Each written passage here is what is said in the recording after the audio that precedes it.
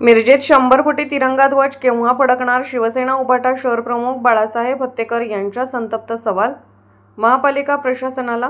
मिरज शहरातील चौक सुशोभीकरण करण्यासाठी कोट्यावधी रुपये निधी खर्च करण्यात आला, पण त्याची देखभाल दुरुस्ती केली जात नसल्याने महापालिका प्रशासनावर तीव्र नाराजी व्यक्त केली जात आहे।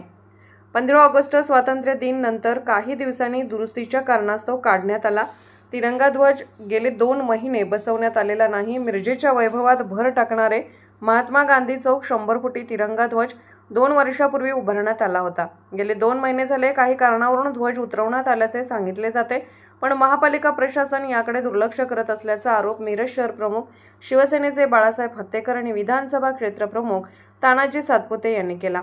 महापालिका प्रशासनाला कोणतेही गांभीर्य नसल्याचे दिसून येत आहे, त्यामुळे शिवसेना पदाधिकाऱ्यांनी महापालिका प्रशासनावर तीव्र संताप व्यक्त केला जात आहे।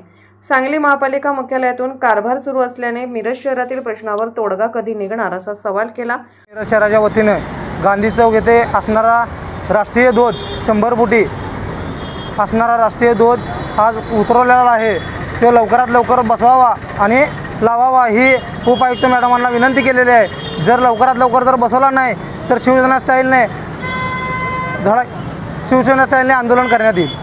यावेळी उपस्थित पदाधिकारी जिल्हा प्रमुख विशाल सिंग राजपूत, मिरज विधानसभा क्षेत्र प्रमुख तानाजी सातपुते, मिरज शहर प्रमुख बाळासाहेब हत्तेकर, मिरज विधानसभा संघटक किरण कांबळे, युवा सेना मिरज शहर प्रमुख कुबेर सिंग राजपूत, प्रशांत मुतुगडे, सचिन कोरे, चंद्रकांत व्हरकल सर, पोपट गोरे, विनायक कुंभार, शाकीर जमादार, स्नेहल माळी, लखन भोरे अनेक शिवसैनिक उपस्थित होते।